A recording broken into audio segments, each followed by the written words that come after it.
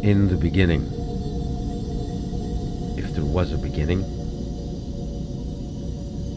for existence and non-existence, death and immortality, there was only unfathomable potency.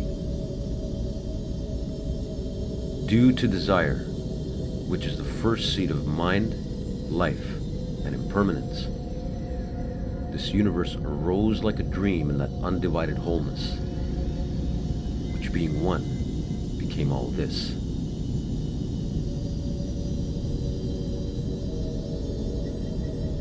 The temple represents the universe, an infinitude of cosmic forces, which are the various names of the one reality symbolized in the inner sanctum.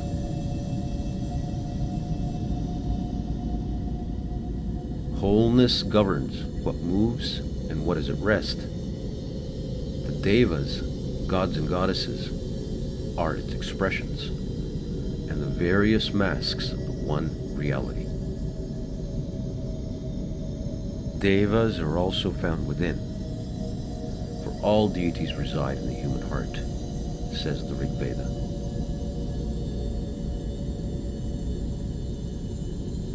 The first seers told the story of the king and queen of the Devas. The king of the Devas is called Indra because his powers are the Indriya, the senses. In the Rig Veda, Indra is called the life in all creatures. He is also the Lord of light, for he is the sun in the sky, and the inner light arisen in illumination. Humans say to the rising sun, "You are the powers of life, the giver of strength, so give me strength." With that, I make the Soma with my heart and mind, and offer it to Agni, which is the fire in the altar, and that brightness felt as sentience.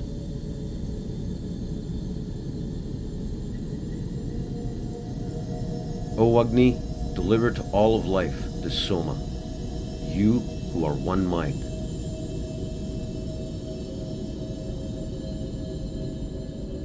The Vedas are the voice of infinity, extolling life and mind to reach for immortality and illumination.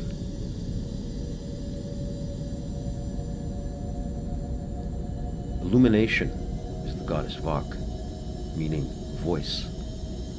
Those spoken words are only her external portion.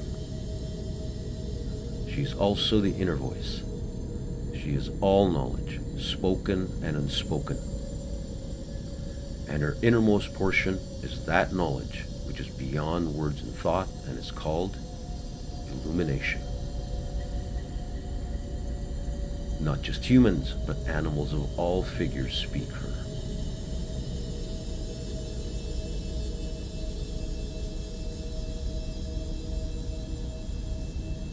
Indra and Vak are life and mind, vitality and knowledge, immortality and illumination.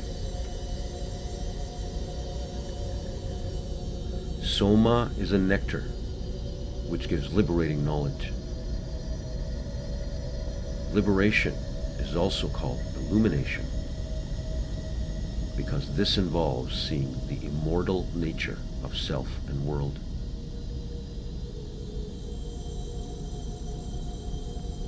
In the beginning, which is ever present, immortality continuously sacrifices itself to become materiality, temporality, and mortality.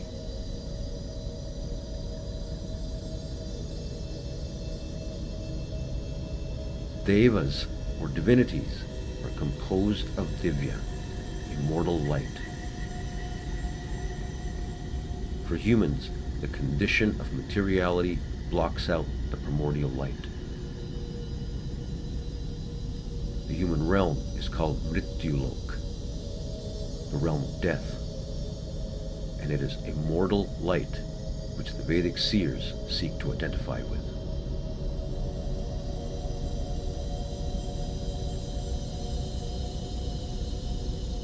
temple is the body. The exterior represents the two outer aims in life, artha and kama, prosperity and enjoyment.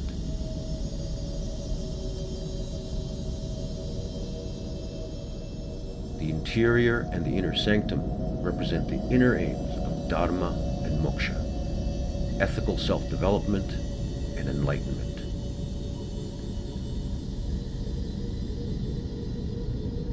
Inside there is silence and darkness, like entering a cave. The immortal is to be found within, here and now, not reach for beyond the vaulted sky, and neither in some dim and distant past.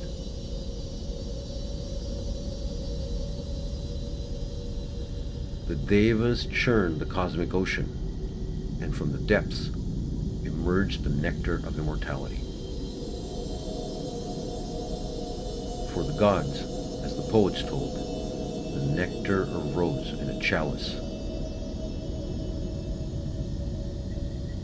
Chalice here is the inner sanctum. The immortal is a knowledge of being,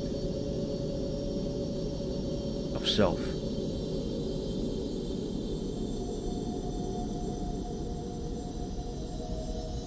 Thought can come to the threshold, but cannot enter here.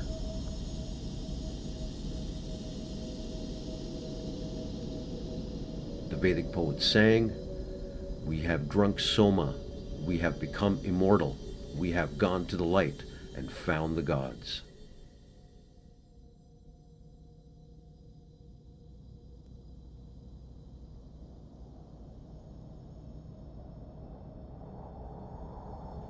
The path of yoga begins when thought reaches its highest possibility, seeing its own limits. Thought measures, but it cannot measure infinity. Thought seeks to know how history began, but always returns baffled.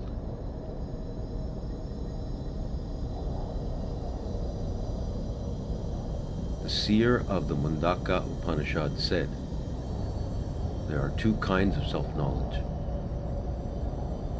historical and timeless, and thought cannot reach the timeless. Neither belief, nor faith, nor ritual, nor even learning can reach the timeless. In order to know the immortal, you must become the immortal." Yoga is the ancient human quest for immortality.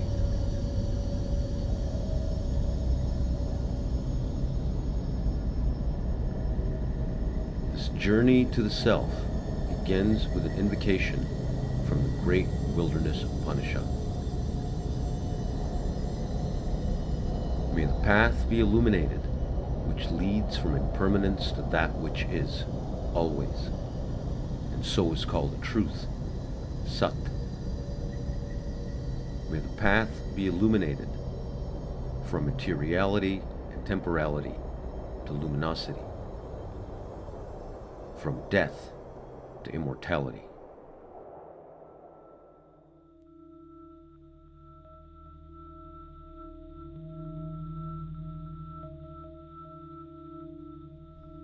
The oldest sacred texts, the four Vedas, sing about a vast Himalayan river which went dry 5,000 years ago. In the songs, the goddess Saraswati, meaning she who flows, is also the celestial river of milk in the sky and the inner stream of silence from which arise songs, visions, and knowledge.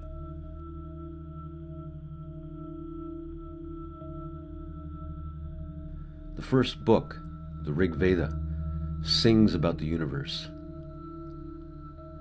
How this world arose, who can say? Who has seen it? even the gods are younger than the world's appearance. How all this comes to be, thought cannot know.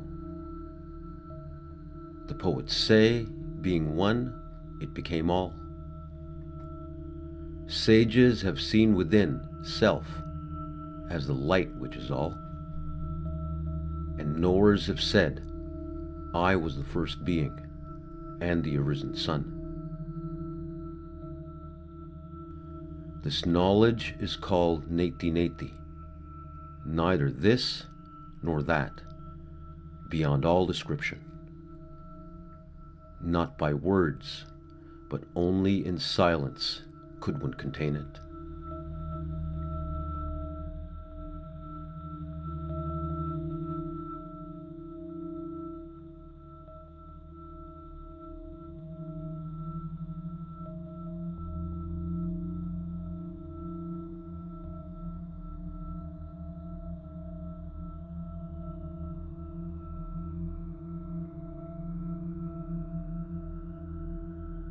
Thinking invents distorted pictures of reality, in which self becomes placed where it does not belong nor fit. Then feelings of unease arise, and an agitated desire to seek, to be found, or saved. In mentally inhabiting an imaginary universe where self is identical with matter, where inert atoms paradoxically become life and mind, creativity and morality, human beings say, changing am I, impermanent am I, form am I, a survival machine which lives and dies am I.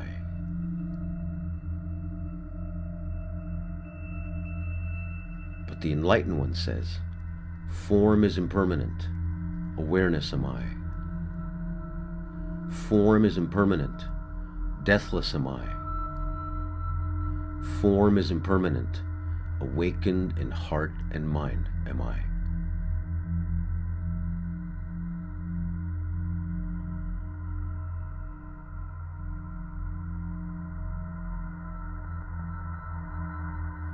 Due to a deep conviction that self is identical with the body, there remains awareness of mostly an embodied, historicized self, with only a faint intuition of self as universal.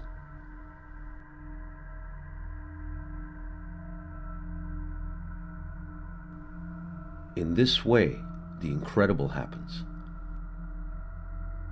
Consciousness, the uncreated, the deathless, the one without a second, also becomes multiplicity and countless deaths.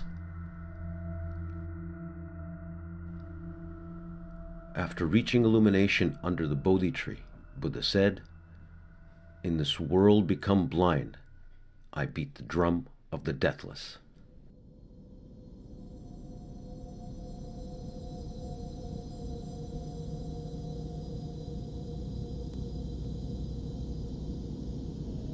The deathless is also unborn, without beginning or end, beyond measure.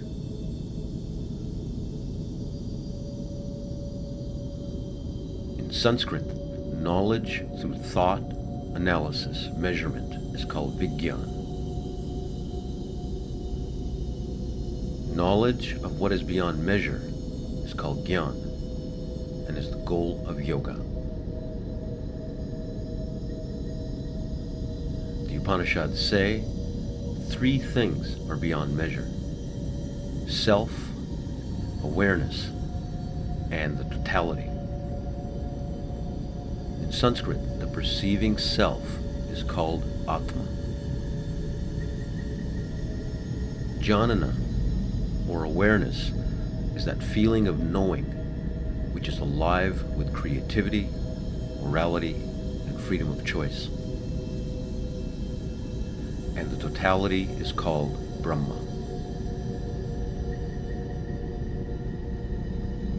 Atma, Jnana, and Brahma are beyond measure because they're not external objects. They are all self. One cannot step outside of oneself, nor awareness, nor the totality. The universe is self, not other. So the Chandogya Upanishad says, you are that. You are the universe, looking at yourself.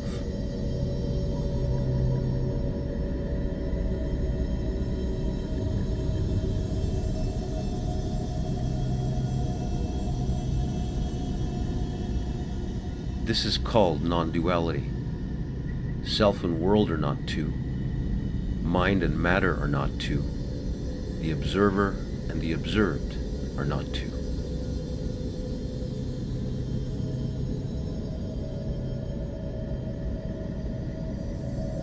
With the rediscovery of this wholeness by modern physics, the 19th century quest to atomize and mechanize reality has become understood as impossible.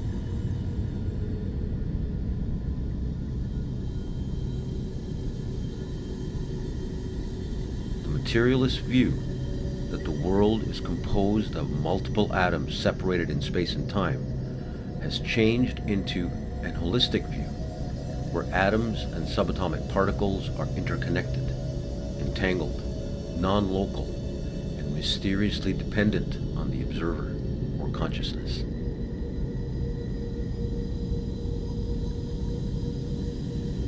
Are atoms real? Atoms are a way of talking about the real.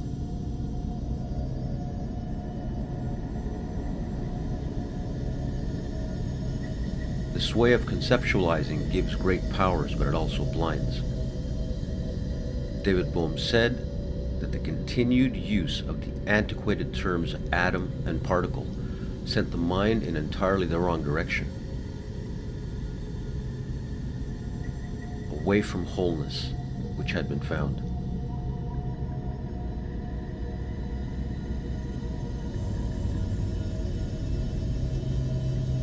Other eminent physicists said, atoms are mental abstractions, just a way of thinking.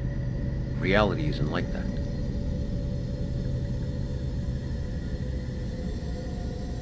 We say that things are made of atoms, but an atom is a set of probabilities, without even the quality of material existence.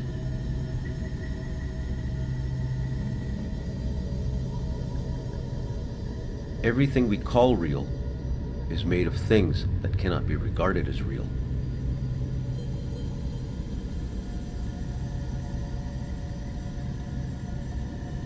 The universe is not like a mechanical clockwork, but like a thought or a story in a universal mind.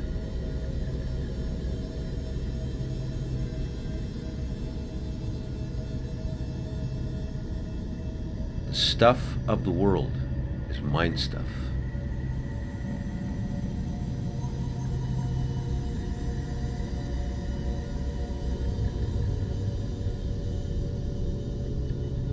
It was said, not once in the distant past, but continuously through conscious mind, is the miracle of creation wrought.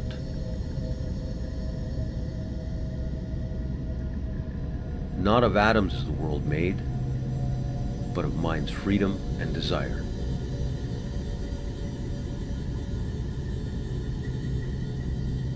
The pioneers of quantum physics saw the illusory nature of 19th century physics, which impossibly stands outside its object universe and imagines a mindless, mechanical world apart from itself.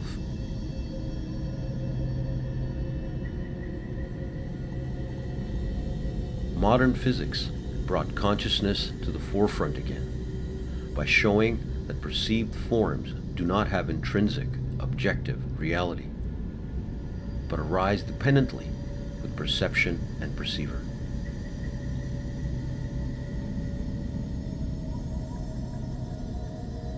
Since relativity theory and quantum physics, it is meaningless to state an absolute duration or span, or the actual state of the atom or particle. There must always be recourse to the observer or consciousness.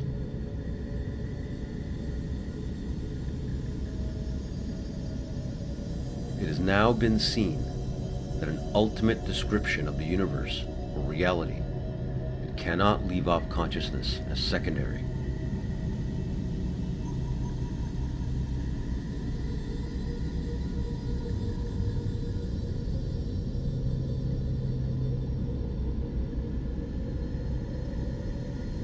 There is no time, but only temporality. There is no matter, only materiality. What was thought about as self-existent matter is now seen as form, with the understanding that form depends on perception and perceiver, on consciousness.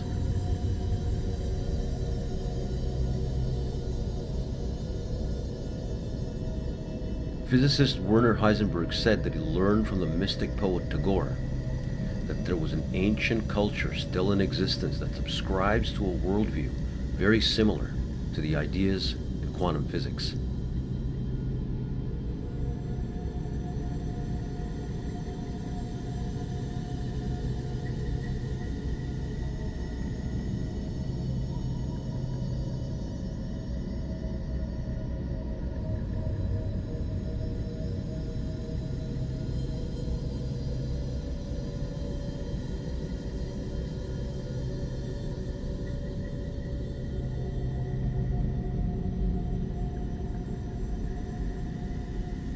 Yoga aims at directly seeing the relationship between seer and seen, knower and known, subjectivity and form.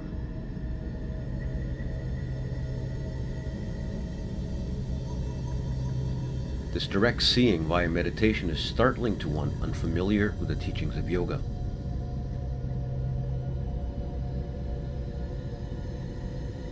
Issues of truth, identity, and power arise in engaging this path. And therefore, the yoga tradition places a premium on ethics, philosophy, and the teaching of a way which involves meditation to see for oneself and become liberated.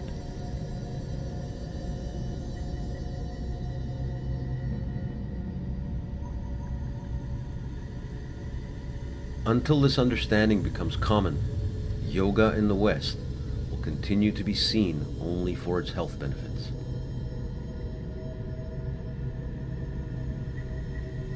In the West, physics and philosophy can lead one to that place where it becomes understood that a time-tested meditative path is needed, like the practice of yoga, as it exists within the dharmic context.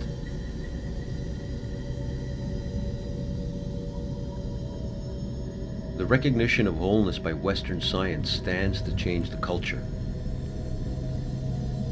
Cosmologist Carl Sagan pronounced New Direction, famously echoing the Chandogya Upanishad when he said, "The cosmos is also within us. We are made of star stuff. We are a way for the cosmos to know itself."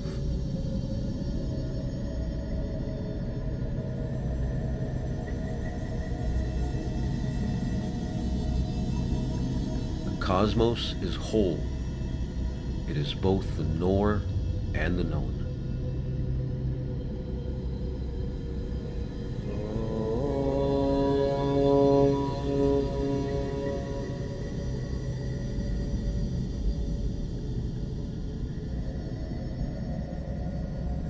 The Mandukya Upanishad teaches that self commonly experiences three states of consciousness: waking, dreaming, and sleeping.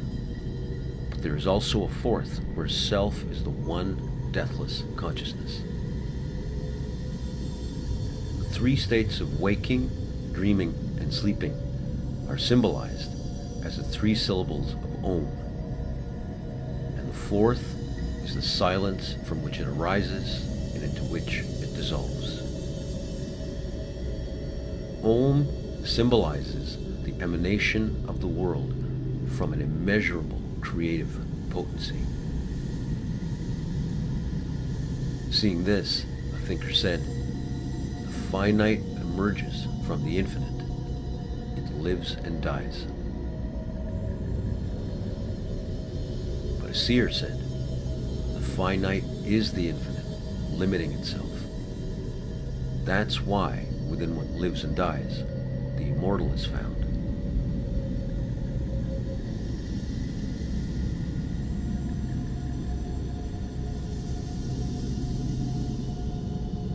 Another name for the infinite, which limits itself, is Vishnu, the cosmic dreamer who enters his own dream, this universe, in order to set things right.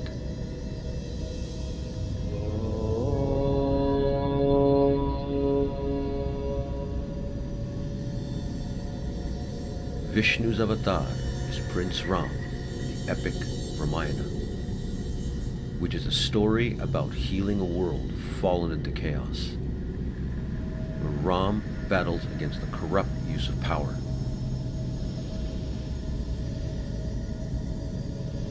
This space given over to the poem is now sacred.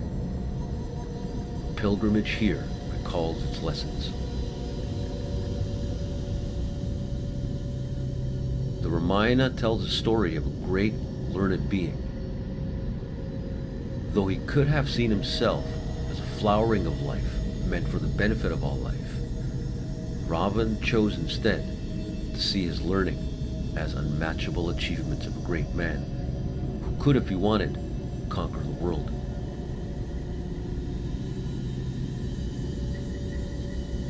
This temple flies the flag of Hanuman, the heroic monkey god, avatar of Shiva, come to help Ram battle Ravan in the Ramayana.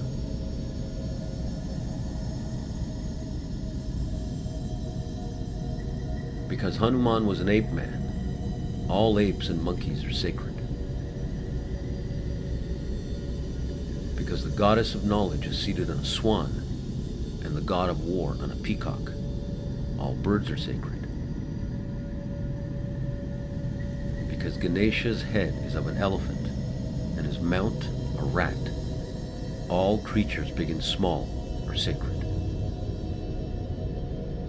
Because plants were the first life, and because they give abundantly food and the healing power of nature, all plants are sacred.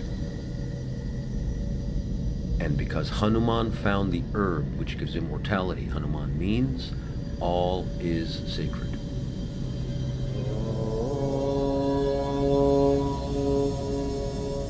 Ten-headed Ravan and his armies of hollow men, over time and with cruelty, did subdue all before them.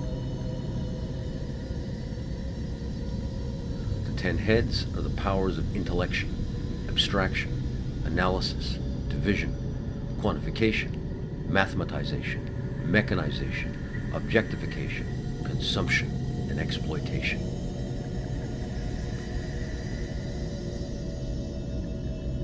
Ravan remained only Ravan, a knower of the earth and life at a distance.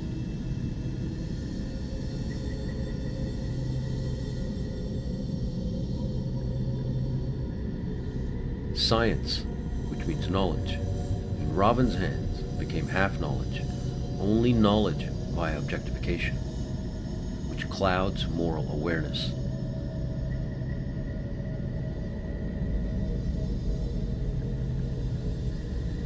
Gyan by itself leads only to madness and destruction, by cementing the false notion that the world is mechanical and meaningless.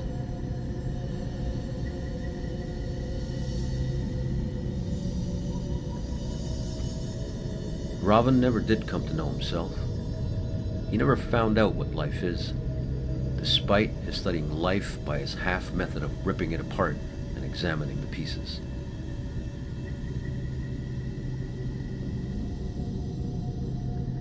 He thought life was an object, to be imprisoned, owned, bought and sold.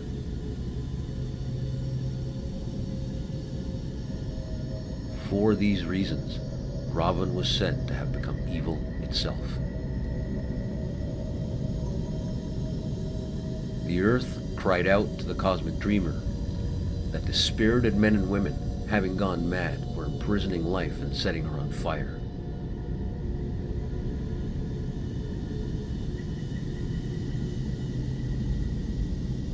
Vishnu was roused. Ram was born.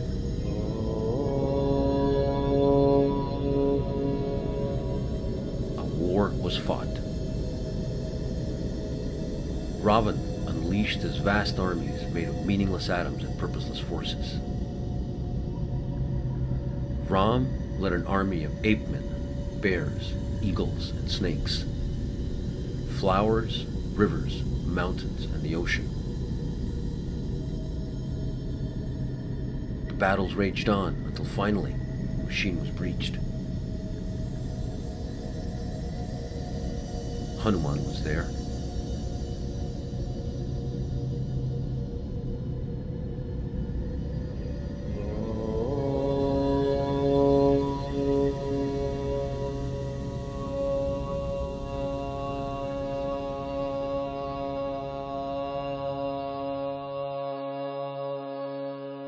But how was it that Ram could not convince Ravan of wisdom, which would have avoided the war? Did he not have that power, the cosmic dreamer?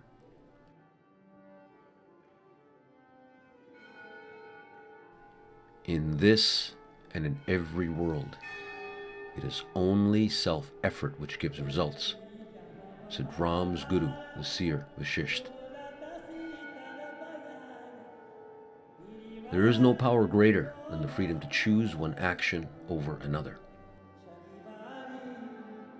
In a teaching known as the Yoga Vashishta, he said, "The notions of fate and divine reward and punishment have come to be believed, not because this is so, but due to being repeated over and over. If an external power is truly the ordainer of everything in this world, of what meaning is any action? It is due to free and creative action, karma, that the world unfolds, not because things are predestined. Though some people misunderstand karma as destiny, what it means is that what we do matters."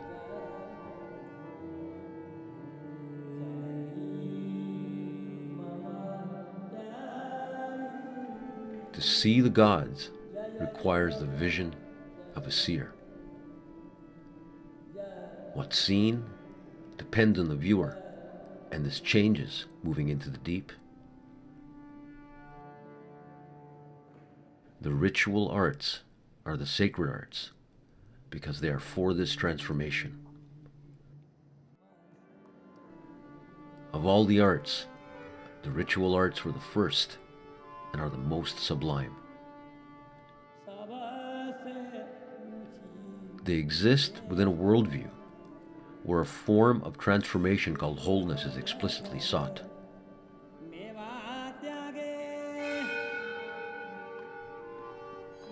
Ritual is a process whereby an inspired picture of the world is entered.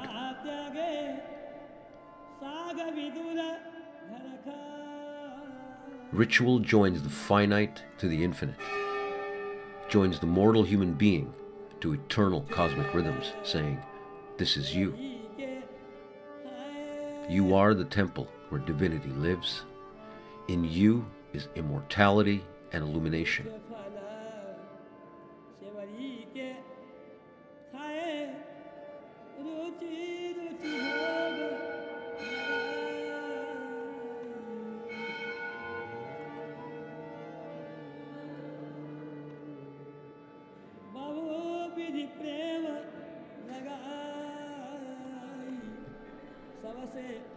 Through the eyes of a seer, the world shimmers with meaning, enchanted, sacralized, holy. Holy Mother River of water and light. In this body, you are life and mind. You are immortality and illumination.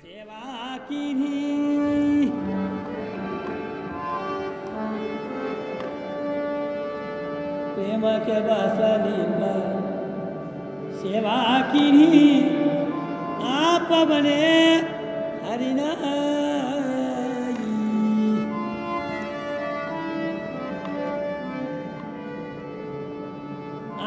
आपने हरिनाई सबसे ऊंची प्रेम से।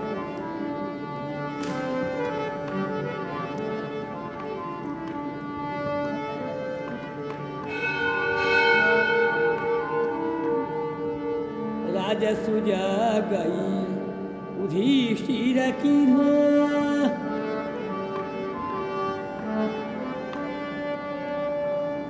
राजसुजा गई युधिष्ठिर कीन्हो तामे झूठ उठाई।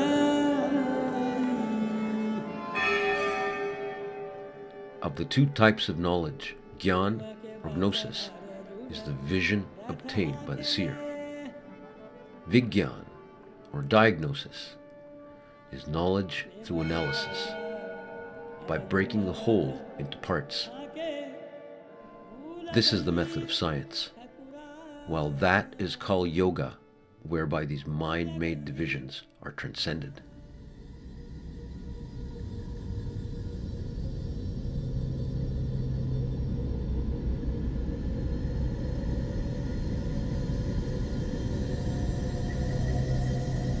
The sacred teachings of India are called dharmas, which means that which supports.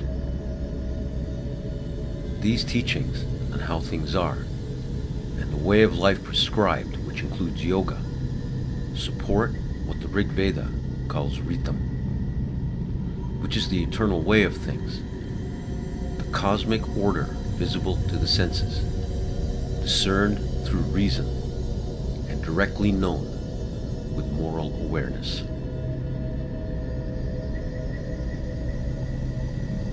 When humans transgress ritam, they invoke undesirable consequences. The devas are those who by their nature do not transgress ritam and are the guardians of the way. In dreams and visions, humans receive knowledge from the devas, those cosmic forces found within.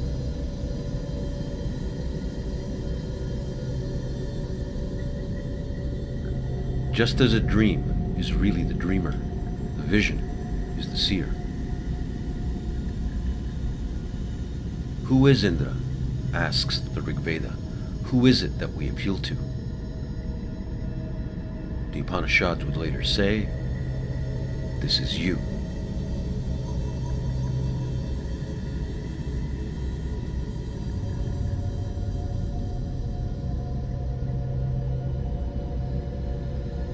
In the great wilderness Upanishad, the seer Yajnavalkya, which means one who makes things sacred, is asked, how many devas are there?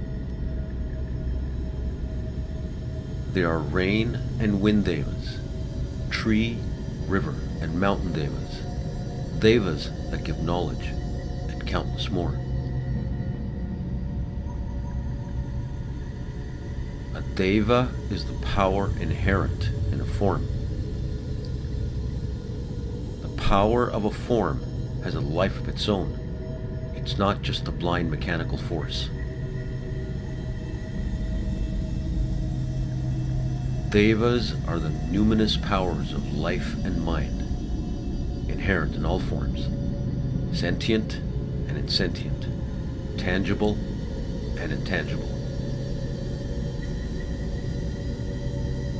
Intangible forms like mathematical theorems are truths, and power when employed in tangible ways. In the 20th century, one of the greatest mathematicians in history, Srinivasan Ramanujan, saw complex mathematical theorems and visions displayed on a scroll unfolded by the great goddess Lakshmi, meaning she who brings auspicious things. Nearly all of the theorems seen are now proven. Devas are responsive to the affections, to ritual, to being approached. They may appear in dreams and visions and become a conduit for knowledge and skill. The goddess Lakshmi is said to have emerged from the churning of the cosmic ocean. First to appear was Ritam, then the tree, then Lakshmi, the goddess prosperity. Last to appear from the depths was the healing power of nature. The physician of the Devas brought Ayurveda and Pranayama and held aloft with both hands a luminous vessel filled with the nectar of immortality.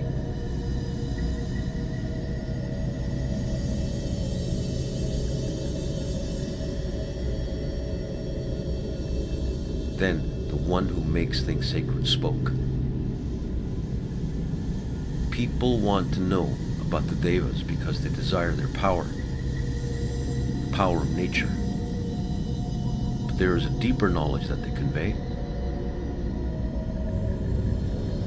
The countless forms of their powers are really just the expressions of the 33 divinities in the Rig Veda, which are the principles behind the appearance of form and the nature of temporality.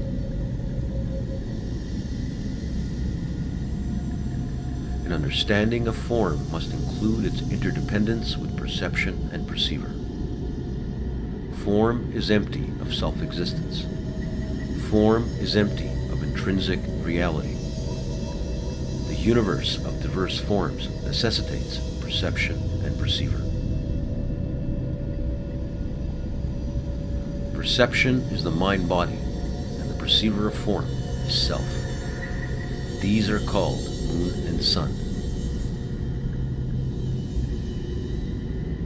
The moon waxes and wanes, wakes and sleeps, lives and dies, and is not self-luminous.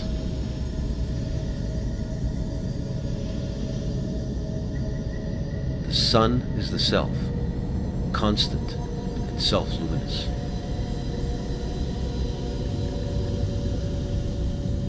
Form itself necessitates space as well as the winds of change called time, so that form can mark its appearance and disappearance.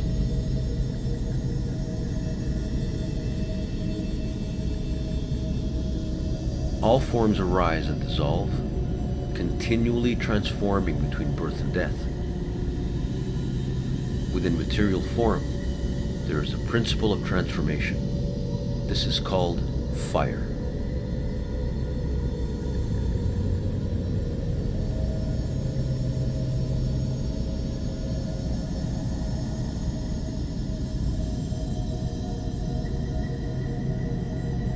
When form is sustained, when light is perceived as forms multitudinous, this is called earth. On earth, the Vedas sing their 1,000 songs, which together are sealed in one Vedic mantra, the Gayatri, the essence of the 4 Vedas, and whose essence is, O light, illuminate me.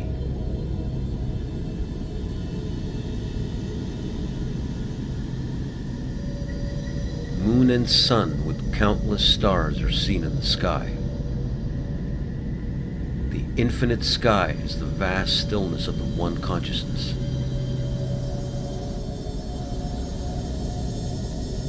The stars are the multitude of energies and knowledge already existing in consciousness that a seer may come to know.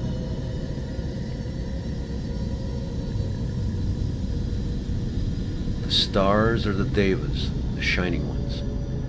They precede humanity by eons, and whose inner turnings create human beings.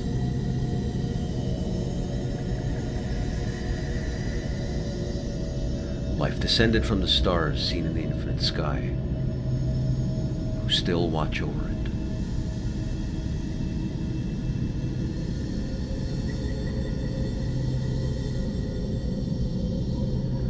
The great wheel that marks the eons has 12 spokes.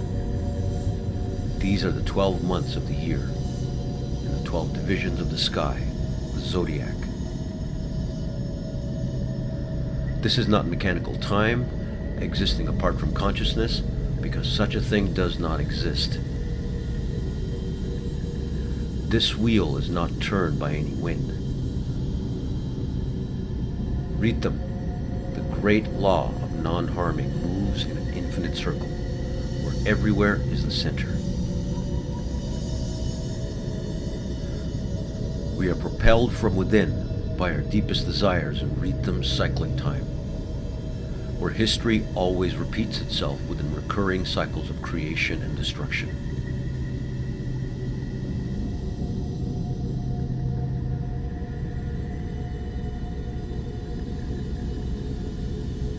The stars mark the eons, the planets the ages, the sun marks the seasons, and the moon the waters of life.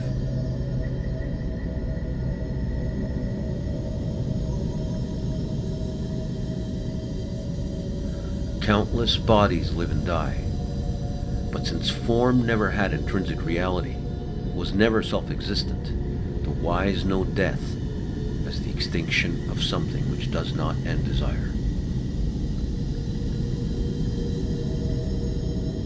At the body's demise, what was never subject to time still remains, desiring form again.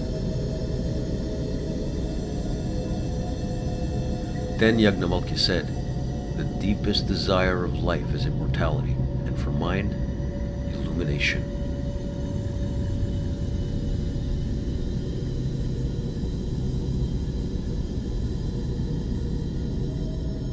In the time of the seven seers, all 33 divinities were visible. But now in this world there are only two devas that people see: Anna and Prana, food and life.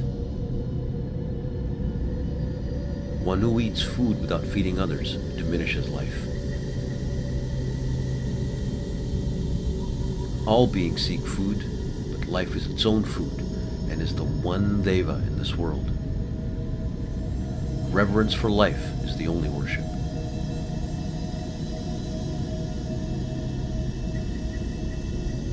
To see this requires the vision of the seven seers. They are the two eyes, two ears, two nostrils, and the mouth. The seers are within.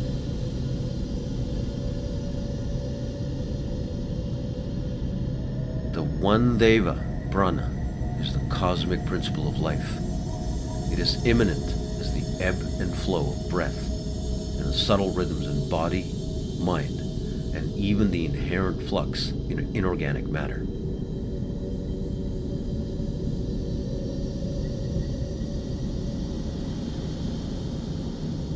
There are four kinds of pranayama, or restrictions of prana. At the in-breath, the out-breath, the space in between, and the fourth is found within that space.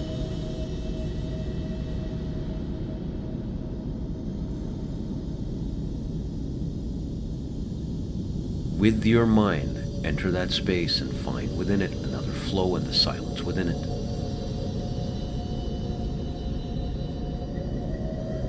In that deeper silence, another will be found, and then another, as long as there is perceiver and perceived.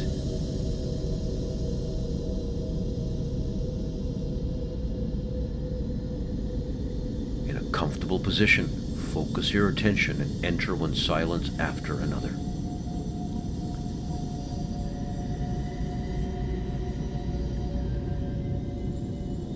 The aim of Yogasana is to go beyond the pairs of opposites and attain infinitude. Which self is within all, Yajnavalkya? That breath which pervades the body is yourself, that is within all. The healing power within is yourself, that is within all. Who feels hunger and desire is yourself, that is within all. Who seeks liberation is yourself, that is within all. This is yourself, that is within all.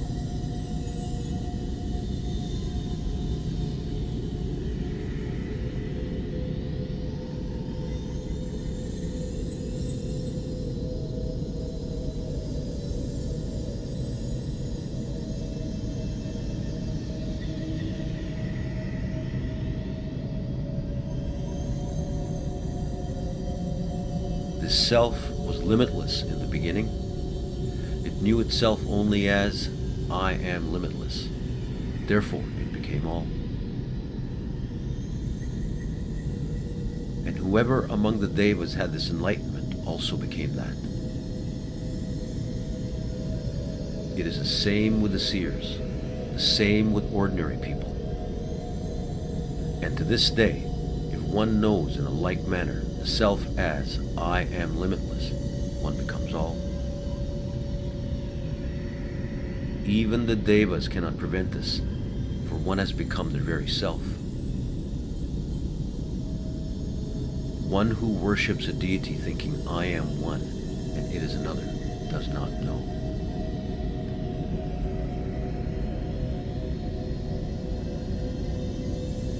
This deep self-knowledge is beyond birth and death, beyond history. But in this world, there's also history. History is called the real, and the immortal here is veiled by the real.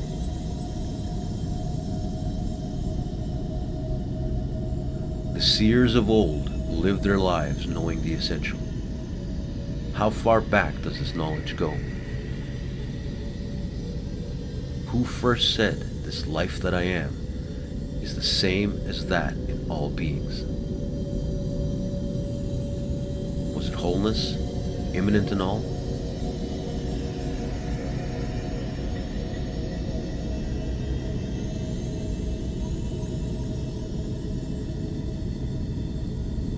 The past is misted over, the future unknown. Both of these arise within now, which is the only thing that always is and never ends. Knowledge of wholeness is its immediate experience. This existed long before modern humans, who are far from it.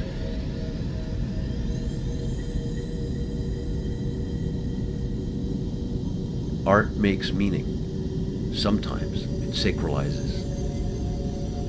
Sacred art says that the visible is the immanent aspect of a cosmic principle. Life is a principle with countless forms. Mind is a principle with countless forms. Self is a principle without any form, common to all forms.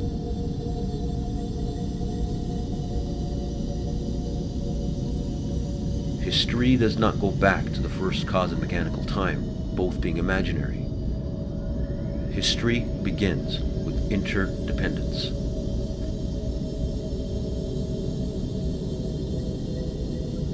Rather than creator and creation, there is wholeness and complementaries. Wholeness doesn't create a universe distant from itself, neither does it break into separate, independent parts. Unity, which is both the knower and the known, unfolds as complementaries. Halves that arise together, like earth and sky, seed and tree, woman and man, life and death.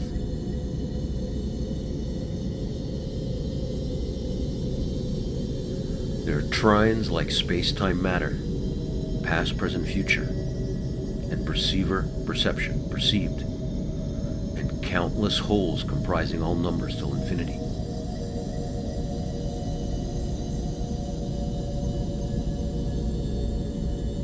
Infinity is this expanding universe, forever unfolding as countless interdependent natural forms. Nature as a whole is interdependence, not competition. A oneness in which we are embedded as both perceiver and perceived.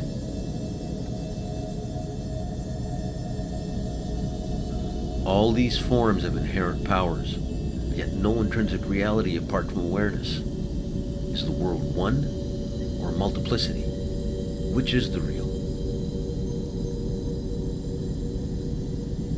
The seer said, you can realize all forms within once you sight them. And you can turn inwards and realize the one self. In seeing, you become become the form.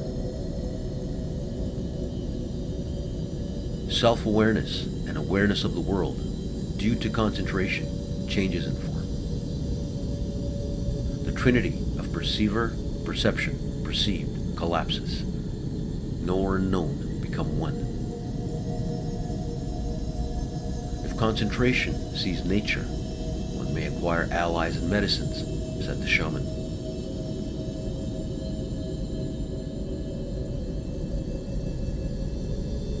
If concentration remains within, liberation may arise, added the sage.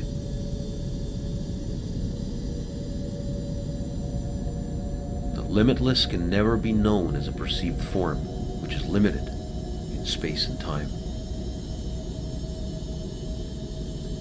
The limitless can only be known as a self-knowledge called liberation.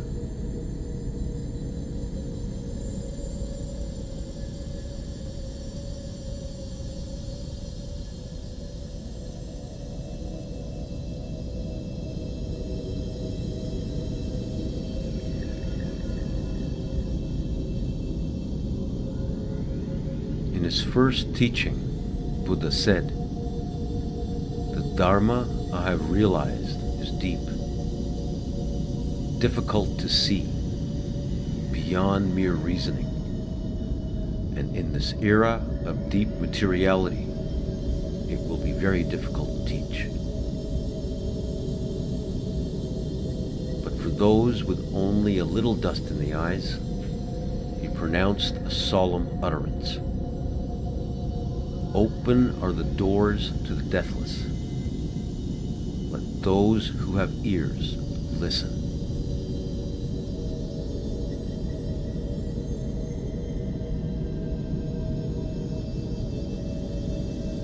In the teaching known as Anapanasati, Buddha spoke on the importance of self-awareness.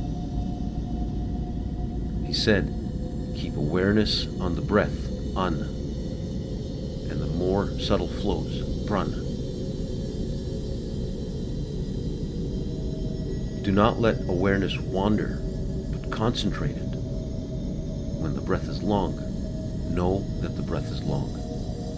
When the breath is short, know that the breath is short.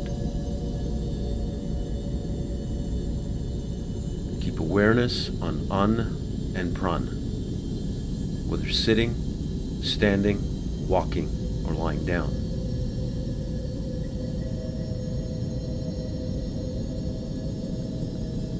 See that when the brow, the throat, and the mouth are held, breath is effortful, and the mind disturbed into aimless activity. Faces are etched with memory and desire, unlike the freedom of Buddha's gentle smile.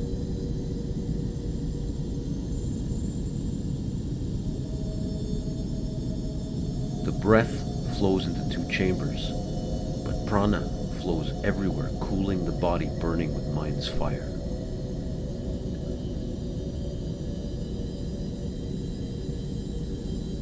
During the in-breath, open all chambers, not just two.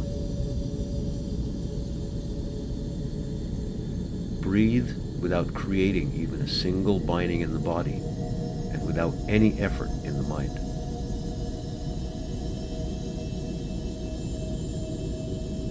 Inspiration is a smile which grows until expiration, where it becomes tranquility.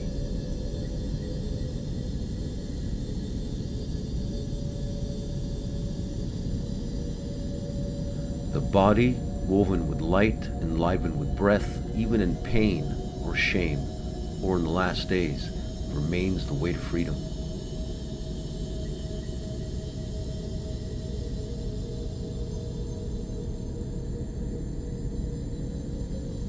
With breath effortless and mind tranquil, see that memory, feeling, thought, and sensation arise together.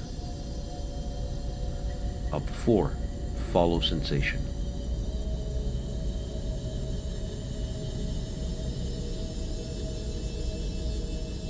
Just like breath, sensations ebb and flow. With your awareness, enter the space in between.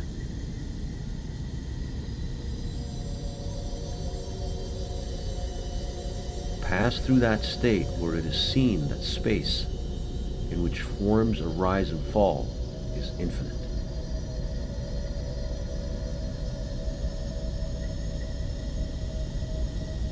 Then move deeper and see it is consciousness which is infinite. And then see directly that there are no forms independent of consciousness. There is nothing.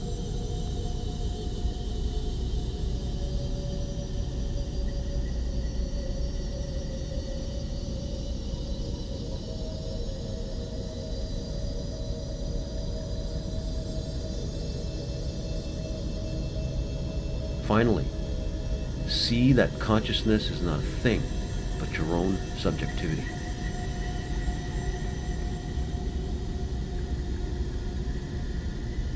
Now you know that freedom which is deathless, which is neither inclined towards perception nor non-perception, neither pulled towards living as form nor remaining formless. And so, by neither moving nor remaining still, cross over to the farther shore, where earth, water, fire, and wind have no footing. There the stars do not shine, the sun is not visible, the moon does not appear, and darkness is not found. And when a sage, a knower of the deathless, has known this for oneself, then from form and formless, from bliss and pain, one is freed.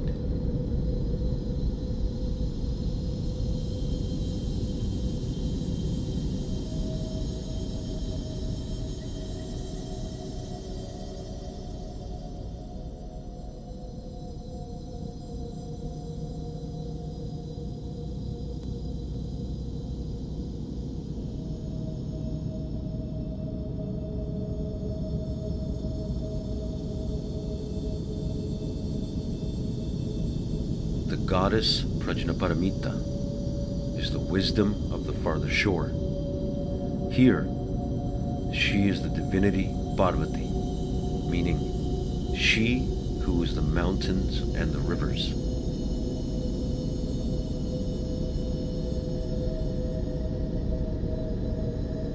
The sage in the Isha Upanishad says, the mark of wisdom in the awakened being is that he or she sees herself in all creatures, and all creatures in herself.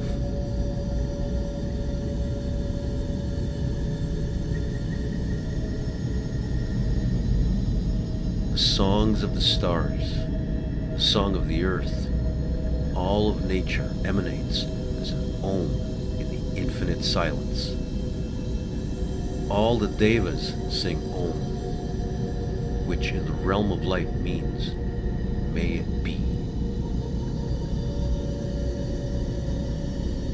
They say to us, of your desires, some violate rhythm, others do not. You might lose yourself, but we will always sing those songs, which are the four Vedas. Songs which contain knowledge of what you are. Songs which the seers heard.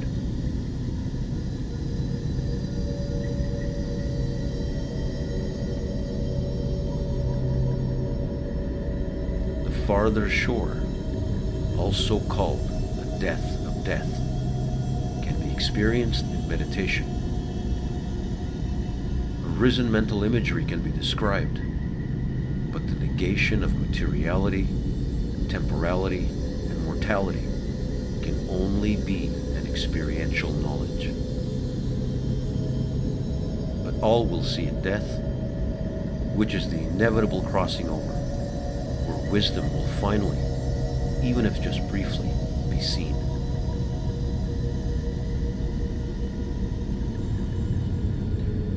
In the Upanishads, the seers tell that after death, the body returns to the earth as rain,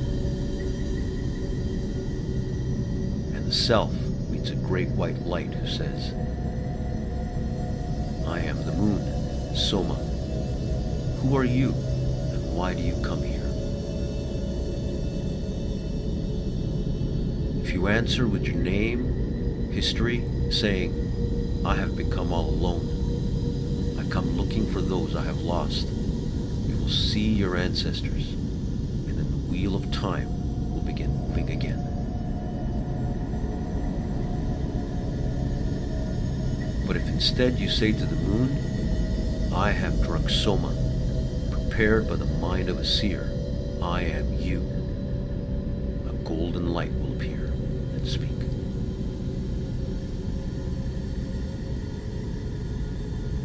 I am the invincible sun, Surya, Mitra, Indra, Sol. I have countless names, but Vak is my inner name. Who are you, and why do you come here? If you reply that you are descended from the Devas, created by the Brahma of this eon, you will see the Devas, the realm of light and knowledge. And if to the question of why you've come this far, you name your desires, if there is some kindling to start a fire, you will hear the voice of death say, I grant all desires, no matter how tortuous or conflicted, no matter what fires they will cause, your desires will be fulfilled. The outcome is not in doubt, for time is infinite. But how you arrive at them is unpredictable, even by me, because creativity permeates everything. It isn't possible to know what will happen until it happens. You could lose your way, even lose yourself, but I will find you. Worlds within worlds might come and go, but I will always be with you. If at this you hesitate and ponder, the great wheel of time begins again. The realm of death appears, strange yet familiar. Some things feel like they're near being remembered, but mostly everything is new. There is will, creativity, and some kindling you've brought into this inspired world made of fire.